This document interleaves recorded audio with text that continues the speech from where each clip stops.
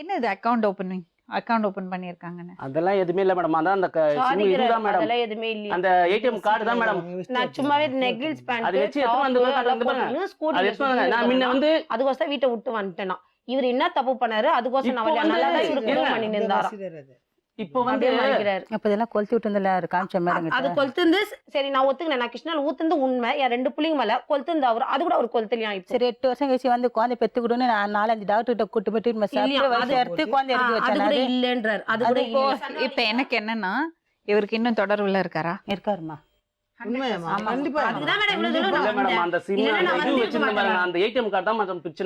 மத்தபடி கிடையாது. ஒரு 2 நாளுக்கு முன்ன என்ன பண்ணிக்கிறான், போன் மேல போன் போட்டுனே இருந்தான்.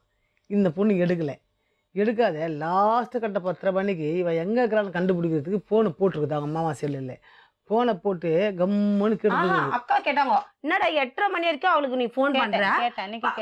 வயல வந்து மந்திரிக்க போன வயல குழந்தைய புடிங்க. நான் அசிங்கமா கேட்டேன். இவ சொன்னா குழந்தை எல்லாம் கொடுக்க மாட்டோம், நீ போடா.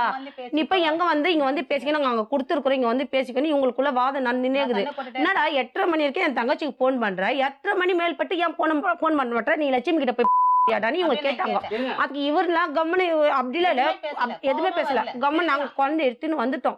வந்துட்ட பிறகு எங்க அக்கால பாருக்கா, நீ சொன்ன மாதிரியே மணி ஆயிடுச்சு, இது வரைக்கும் போன் பண்ணல அப்படின்னு. சரி நம்ம 2 பேர் செல்ல பண்ணதான் அவனுக்கு நம்பர் தெரியும். மாமா செல்ல இருந்து பண்ணேன்னா அக்காவோட வீட்டுக்காரர் செல்ல இருந்து நாங்க பண்றோம். இவரு போன் எடுத்து அலோ அலோ அலோன்னு சொல்லிட்டு நான் காதுல கம்முன்னு வச்சுட்டு இருந்தானா, அசிங்கமா போன்லயே நீ தாண்டி எனக்கு தெரியும்டின்ட்டு அசிங்கமா கேட்டேன். என்னடி அவகிட்ட பேசப்படியா, குடுக்கட்டா, என் பக்கத்துல தான் இருக்கிறா, இப்பன்னா அவ இருக்கிறான்னு உனக்கு தெரியணுமா, அதுக்குதான் போன் காதுல வச்சுன்னு கேட்டுட்டு இருக்கிறியா, குடுக்கட்டான்னு கேக்குறாரு. இதெல்லாம் எப்படி மேடம் ஒரு வீட்டு வழியா இருந்து அது மேல பேசுவாங்களா? நீ கேட்கல வந்து 11:30 மணி வரைக்கும் நான் போன் பண்றேன். இவ செல்ல அவ செல்ல எடுத்து பாருங்க. அவளுக்கு என்கிட்டயே செல்லு கிடையாது. உண்மையான அவங்க வீட்டுல யாருன்னா அக்கா தான் சண்டை, அம்மா பெத்த தாய் வந்திருக்கணும்ல.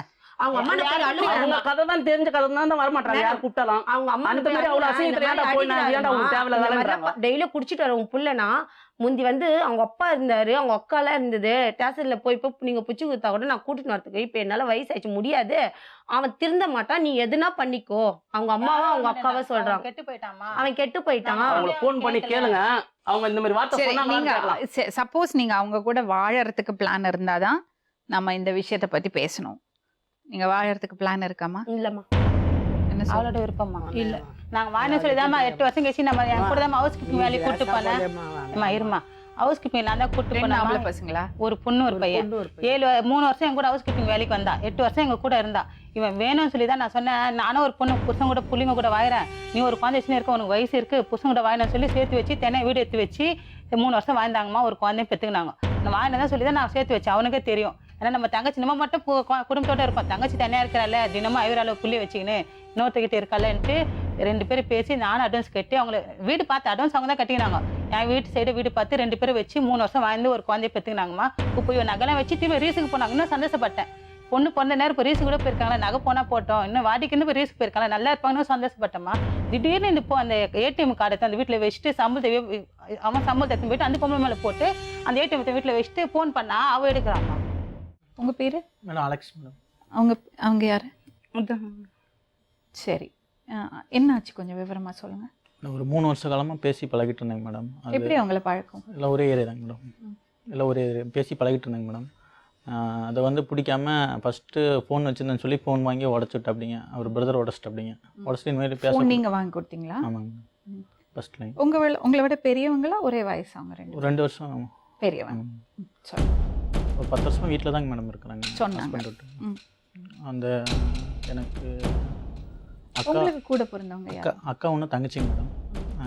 அக்காவுக்கு மேரேஜ் ஆச்சு மேடம். தங்கச்சி லவ் மேரேஜ் தான். தங்கச்சி நான் தான் படிக்கச்சுங்க மேடம்.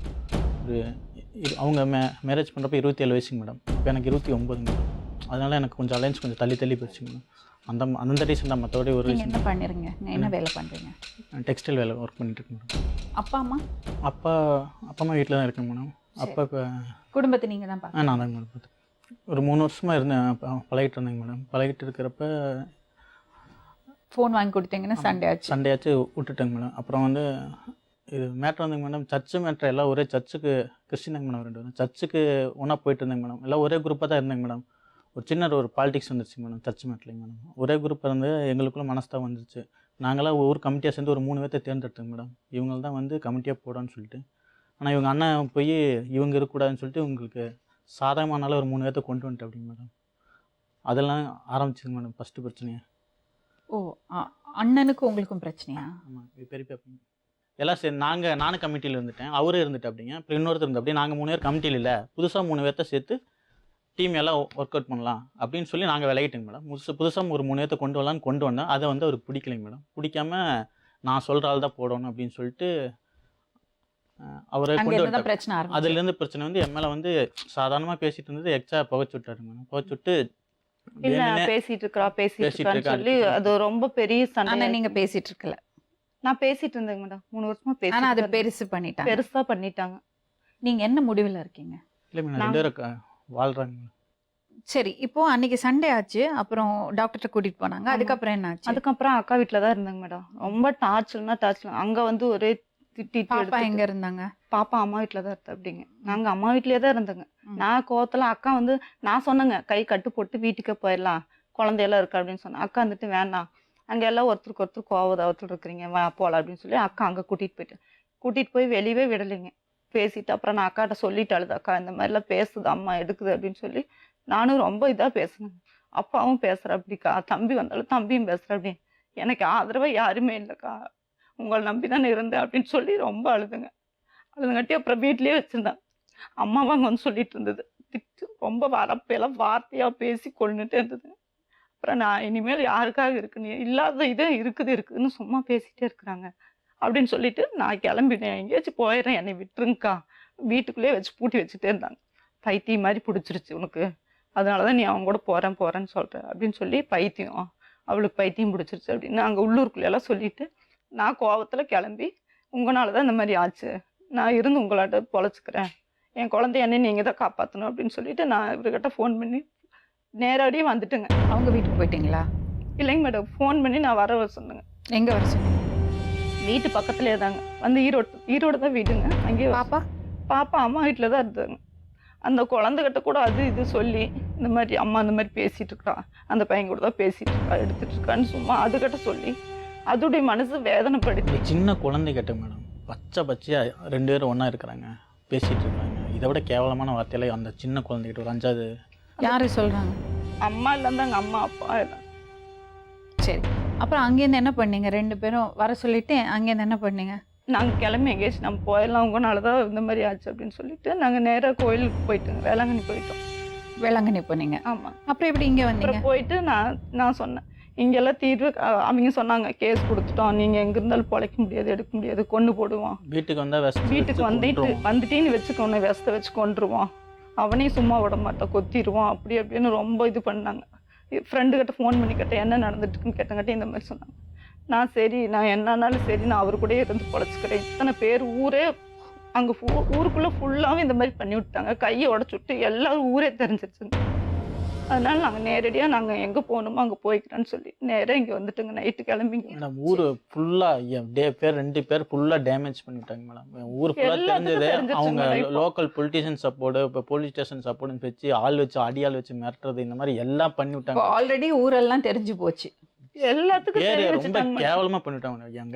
இங்க வரது நிறைய பேர் இதுதான் சொல்றாங்க, ஆல்ரெடி ஊரெல்லாம் தெரிஞ்சு போச்சு, தெருவில் தெரிஞ்சு போச்சு, சொந்த பந்தத்துக்கு தெரிஞ்சு போச்சு, எங்களுக்கு முகத்தை காமிக்க முடியல, எங்களுக்கு வேற வழியே தெரியல, அதனால தான் நாங்க இங்க வரோம்னு தான் சொல்றாங்க.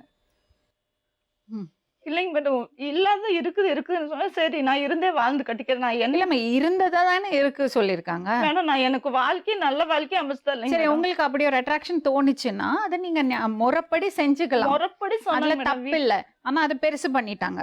நானும் சொல்லிட்டு முடியும், இந்த மாதிரிலாம் பண்ணாதீங்க, எடுக்காங்க, நான் நீங்க 2 வாழ்க்கை அமைச்சு கொடுத்தீங்க, ஏதோ ஒன்னாவது நான் எனக்கு நிலைச்சதா சொல்லுங்க அப்படின்னு அதுவும் சொன்னேங்க. சரி, உங்க 2 பேருக்குள்ள ரிலேஷன்ஷிப் எப்படி இருக்கு?